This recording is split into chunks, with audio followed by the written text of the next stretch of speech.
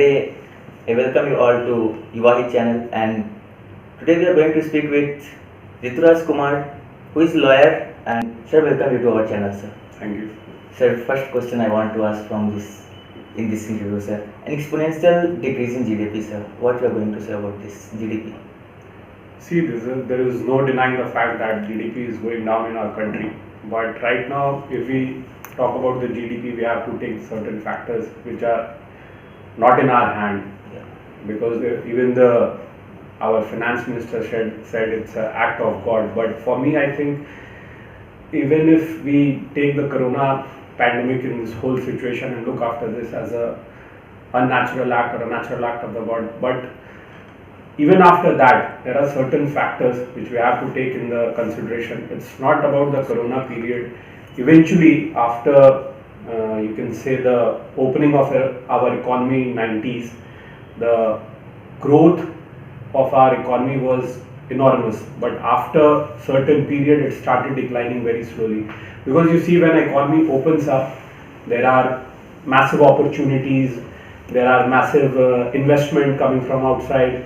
But after a period of time, it all slows down if our infrastructure, even if our policies are not according to the market, are not changed, you can say regularly, or it's not according to the, you can say the premise of the businessman or the market. So the thing was, our economy was slowing down. Sir, what you want to say about sources and resources here in Bihar, sir, and unemployment? What kind of sources and resources you are talking about? Employment, sir, here decreased. See, it's not a new phenomenon that our employment generating sectors started declining and the jobs started declining. It was a gradual process and never took up.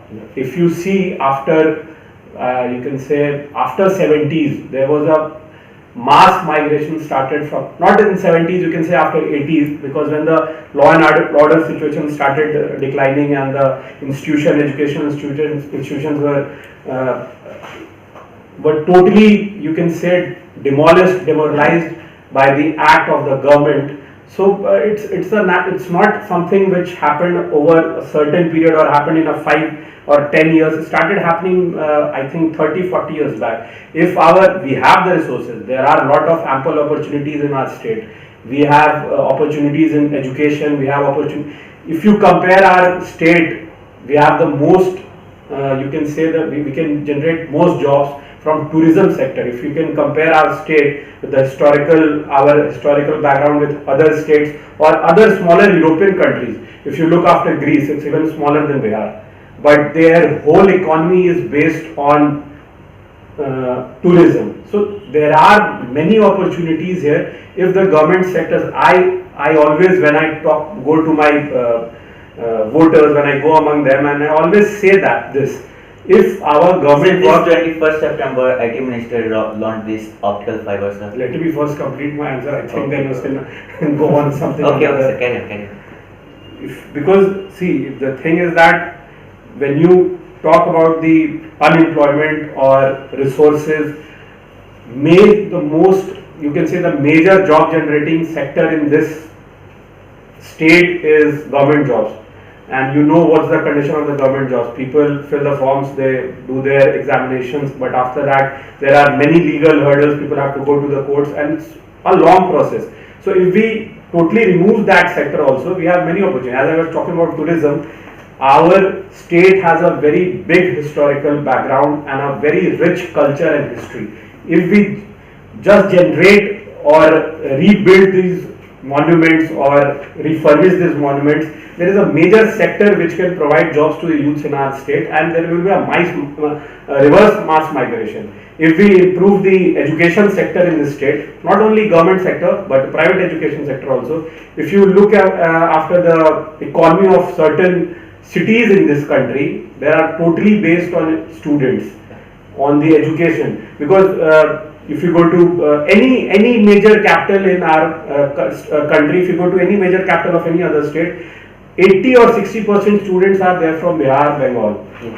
If you go to Pune, there are more than 100 colleges there, and their total economy is based on Bihari and North Indian Even students. in South India also. Even South India, everywhere. So if you go, because see, if we develop colleges and universities here, there are many different subsidiary or you can say tertiary sectors which will also improve with these colleges. If you go around Patna University area, right now after lockdown, many lodges shut down, many hotels shut down, many dabawala shut down, many tiffin services shut down. So there are many sectors also involved with the students.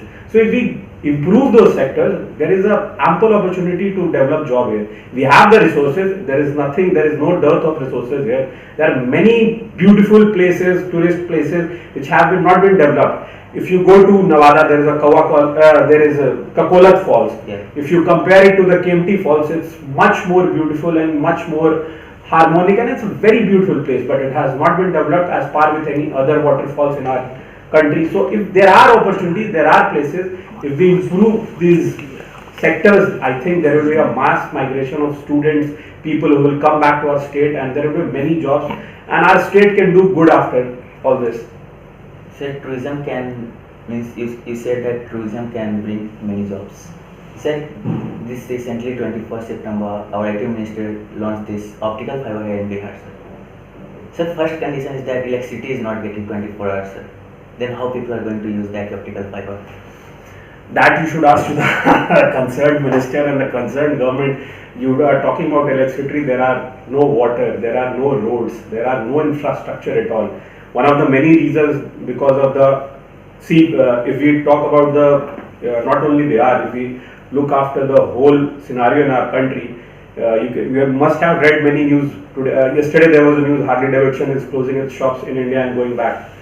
Toyota is also considering to shut down its factory. So the situation right now in our country is not very favorable for any investor. If you talk about Bihar, there is no infrastructure at all for any investment.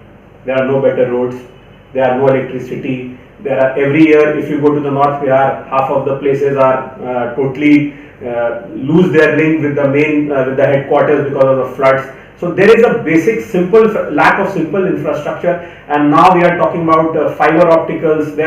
I know many places that they don't have even 2G signals there.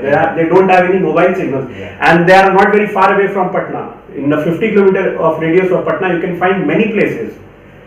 Even in the capital also, even in the Patna, there are many places you don't have 2G connections. In the private sector, private broadband company is also not providing any good internet broadband connections here, and we are talking about fiber opticals in villages. I think it's a very big dream. If the government can fulfill it, well and okay. But I think before that, government should provide with the basic amenities first. There is Nal and Jal Yojana, but you know what kind of corruption it's going on there. See, we have very basic, if you want to develop things, before providing them with broadband and internet connections and fiber opticals, I think you should provide them with the better health facilities, better education facilities, better amenities for their agricultural produce to go to the market. There are lack of cold storage in our state, there are lack of roadways in our state. So there is lack of markets in our state. So there are many basic things which government should work on, and if they want to provide the people with, and people are happy with optical fibers, then it's well and good, I think. Sir, can you say something about water harvesting here in Bihar, sir? Water harvesting in Bihar, I think, is in a very nascent stage right now. I don't think many people are also aware about this, but people are working over it. Many people themselves are trying to do something, but I think government as such hasn't done anything much about it. They do talk about Jal Jeevan Haryali. Is it possible here in Bihar? Yeah, it is possible. We have so many rivers. And not even dams. We get good rainfall every year. If we do the water harvesting, I think the half of the irrigation problem in the state can be solved. We get floods every year, so there is no lack of water in our state. But the water management is not happening properly. If you see Jahanabad, there are many canals and many waterways which are coming from other districts, but all the water from there is going to be diverted to Nalanda. Water is, even the Namami Ganga project, water will be sent to Gaya but from Nalanda. Yeah. So here there are resources, but there is mismanagement of resources. There is a big opportunity here. There are people who working over water harvestment in India, in the state also. If you see the recent story of Mr. Wangi Bhuiya, he himself created a canal to irrigate his lands. If you look, I am forgetting his name, Rajendra Singh, he is also very famous for his water harvesting projects. So there is a dearth of good planning, dearth of government initiative. If the I was reading a report few months back that in Patna itself there were many talabs, and all of them are getting, I think, unauthorized people are taking over all these talabs and filling it with sand and mud and taking over those land and making buildings or that. So it will hamper the environment and it will hamper their next generation. They themselves will not understand this right now, but their next generation will, when they will face the paucity of water in this city, because the city is what it was when we were little kids and what it is right now. It is spreading its tentacle like spider, but there is lack of good management of the resources. So there will be many problems. So there is opportunity in Bihar. We have water, but we just don't preserve it properly. Sir, you look so enthusiastic, sir, and so young.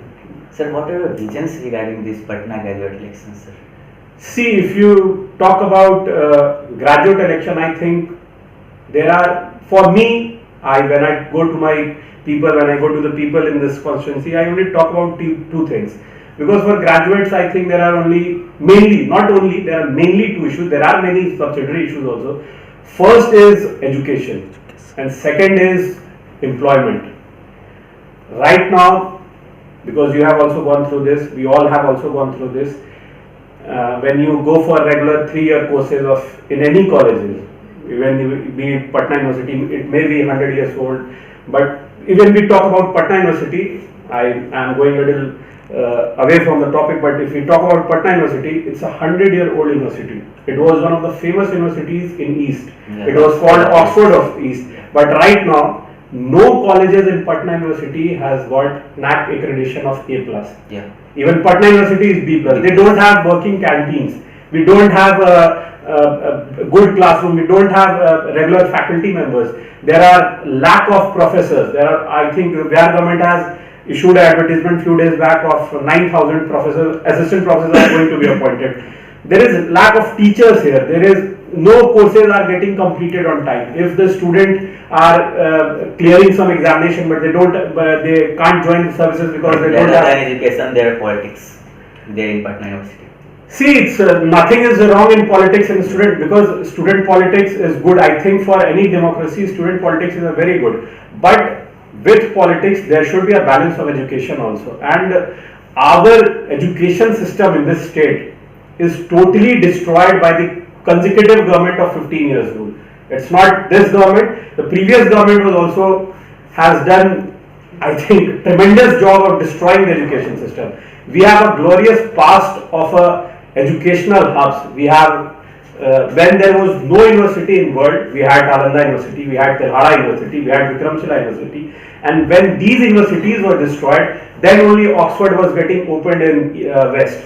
So we have the atmosphere, we have the resources, but government has slowly demolished every education sector or everything you can say connected with education. They are constantly demoralizing the teachers, they are constantly demoralizing the students, they are constantly demoralizing the professors. So no process in this state related to education is fair, and or nothing happens here on time. And if we talk about another aspect of or you talk about my vision of the graduate constituency, my first task, what I want to do is that Nawada, which is also part of this constituency, is a very big, you can say, district, and there are many students there who want to study, but not a single college there has a PG course. Students from Nawada either have to go to Patna or Gaya. Many students can afford it, but not many students. There are many students who cannot afford it because they are from farmer background, they are from a very general middle class family. So everybody cannot afford that education in another city. So why don't they provide, government can provide education for them in their city, their district. So So my first priority would be, anyhow to start a PG courses in Nevada. You have Nalanda Open University in Nalanda. Amartya Sen was appointed as its vice chancellor. You know what kind of salary he was getting. But right now, even in Nalanda University, which is a world class university according to our government, but even there, the courses are not being completed at time. So it's a very big question. I have these questions, and when you talk about other thing which is impacting the graduates, there is no, you can say, vision of the government, no yojana of the government, with the scheme of the government, which they are constantly, every day Mr. Chief Minister was doing video conferencing and telling us what sector is getting what kind of things he has done in 5 years. But there is no scheme for graduates.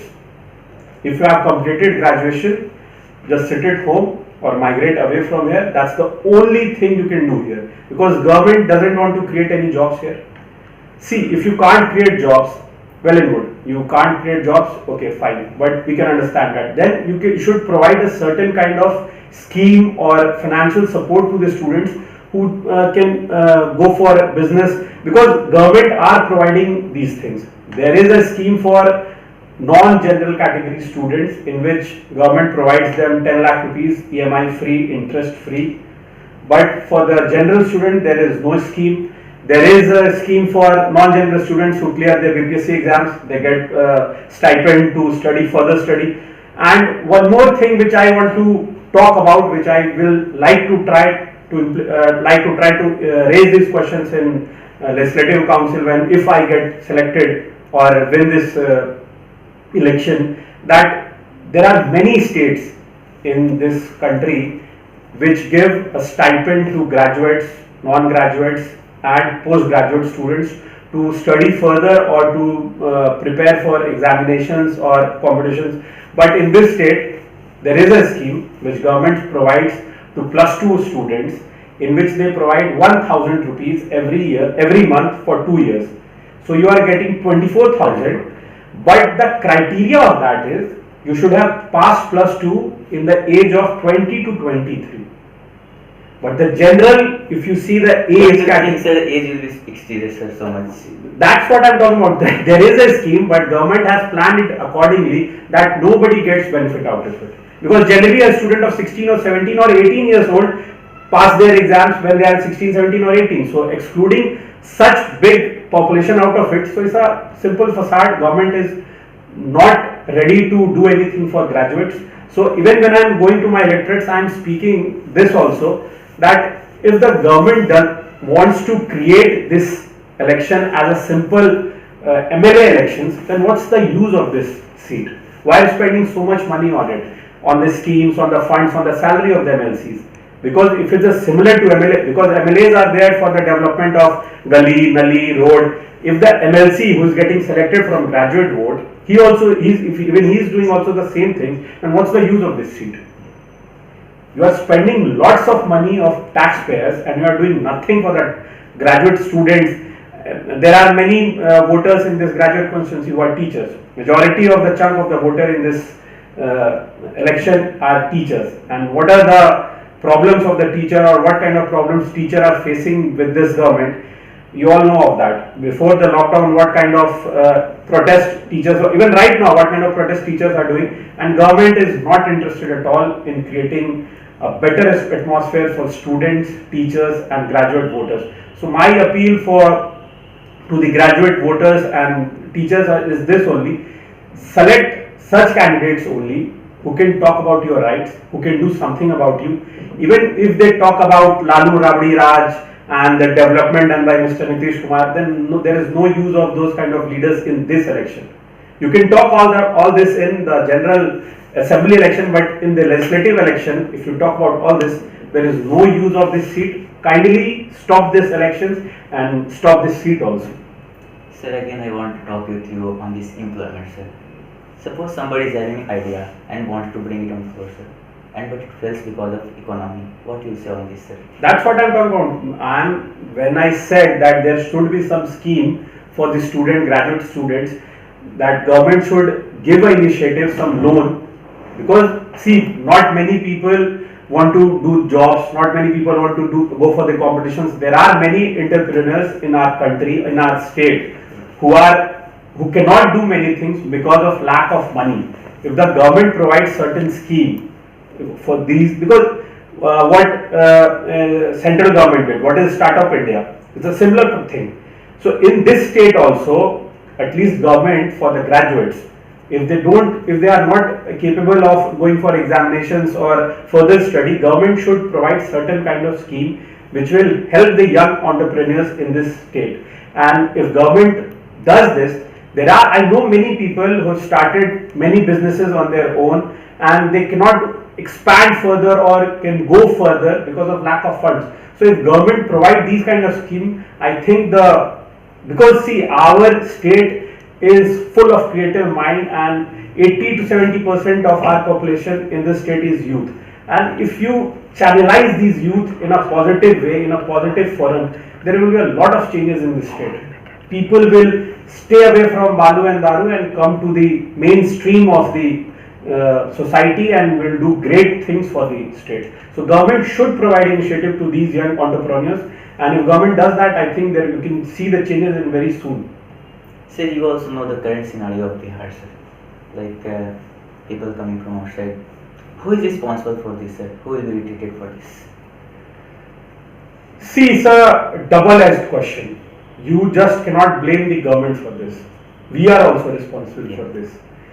If we say that government hasn't done anything, that's a accepted fact. I am not here to defend any government. This government or previous government, they haven't done anything which would have stopped the migration here. Right now, even when the mass migration started in the lockdown, Mr. Chief Minister said that we will provide them with 80 days of job and we will provide, but this is all hogwash. Nothing is getting provided to these people. People are going back to the cities with the risk of their life, because nobody can sit at home and expect that after a year our jobs will survive. How can they survive? Because lack of money. So government hasn't done anything, but we are also at fault at this, because we slept for these 30 years.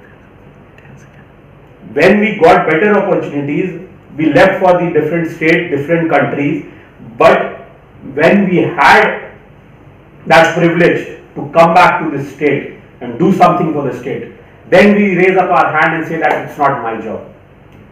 Nobody can change the state, only we can change the state. Even I went for my higher study. In 2000, I went away from Bihar. I did my schooling in Delhi. Then I went for my college law degree to Pune. Then I again went back to Delhi and practiced there in Supreme Court and High Court for 8 years. And even I could have said that it's not my problem. I have a good life. I have a good job. I will live here and I will look after my family and myself. So it's our fault also. If I would have decided not to come back and have kept on criticizing the government, then it's wrong on my part also. If you want to change this whole scenario of the migration or lack of opportunities or lack of good leaders in this state, then it's our fault also. If we will sleep over our rights and we will think that someone else will come and do something for us, nothing is going to change. If I keep throwing garbage outside my home and expect that my neighbor will come and clean it for me, it's not going to happen. If you will look, when we were small, when we used to go to our villages, it was much more cleaner. The whole drainage was cleaned in the village with the shramdan of the whole community. But right now, we think that, oh, it's not my drain, I will not clean it. Let it stink, let the mosquitoes breed in it, I will not clean it. The same is happening in the state. If you want to change the scenario in the state, you will have to take the action, you will have to take the initiative. If you want to change the politics in the state, please do come and struggle a bit and do something for the state. Then only there will be a change in politics or jobs or any sector. If you want to change this state, stand up for your right, speak up, do things which you can do. Not everybody can come and join politics, but you can vote consciously, you can vote for the right leaders. You should stop thinking on the lines of that he's from my caste, he's from my party. Think about your own future, which candidate will suit your locality, who will be living with you in your locality, who will do things for your locality. If you will think all that, if you will speak up, you will ask questions from the leaders, from the officers, then only a change will come in the state. If you think that I will go and stay in Delhi, Bombay and Pune and from there I will keep criticizing the whole system, nothing is going to change. Recent days, sir, Bihar was known as the land of knowledge and wisdom. Sir, this decade, sir, education. Not this decade, it started happening gradually. Every government, this decade you can say it happened much more gradually, because see, there is a continuous process. Education is a continuous process. If you will keep destroying those institutions who will provide a better opportunity, see why I say that not this government, previous government also destroyed this education system. There is a whole vicious circle. If you will provide good education in the state, people will know about their rights, people will speak up, people will ask for jobs, because it's their right. Government has a duty to provide better education and better jobs for the people of the state. But people, what happened when the government started demolishing or destroying the education system of the government schools or government colleges, people for lack of better opportunities went away from here. And if you will destroy these systems, then migration will again start happening. And if there is no one left to question the government, why would government want to do anything? So government will do all these things, but you will have to speak up. So last question from you, sir. What are the visions for this government school education system, sir? See, the national education policy which was put up in the public domain right now, I think it's a very good scheme if it will be implemented properly. Because in this, there are many good aspects which can improve the education system in our government schools. And if our government schools are, I think when it will be improved, because our parents came from these government schools, and they got a good knowledge, and they gave us good knowledge and good education also. So there is no lack of good teachers in the society who will provide good education in these. But government has to first improve the government schools. If the government schools are at par with the private schools, the mushrooming of private schools and coaching institutes will stop. If there is an initiative for teachers, if there is a, you can say, better incentive for teachers, people will, when I went to Germany 2-3 years back, you will be surprised to hear that the highest paying job in Germany is of government teachers. And in Germany, you get free education. Even in any person coming outside from Europe or Germany will get free education if he or she knows German. Every country in Europe provides their language in their own language. When we started destroying our education system, we are destroying our own language, our culture, our heritage. When we start migrating to other places, we just not get away from the state, we just get away from our heritage. We just forget about, because our next generation will know nothing about it. So to improve all this, to keep the harmony or to preserve our heritage and history, we have to improve the government schools. And for that only, when I talk about education policy, the initiative for the local language, 3 languages, teaching of local language, it's a very good, there are many good aspects of it. It's a very, if we go into that, it's a very vast topic. So basically in a crux, I can say that if the government improves the system of this, because we can see the example of Delhi. People will criticize our government, even I criticize our government, I criticize Arvind Kejriwal every time, but the system they developed over a certain period of time, they improved the total government education system there, and there is improvement. So if the government wants to change in this state, if you want to do anything better, you have to first improve the education of the people. People should know their rights, people should get good education, then only a drastic change will come in the state. So there is a chance, there is an opportunity, there are people, there are resources, but government has to take good care of that, take a good initiative of that, then only a change can come in the state. Sir, your deep ocean of knowledge, sir. I think government should come and take lessons from you. Thank you. Sir, thank you for giving this time to our channel, sir. Thank you. Okay. Keep watching our channel, like and subscribe to our channel for more videos. Thank you.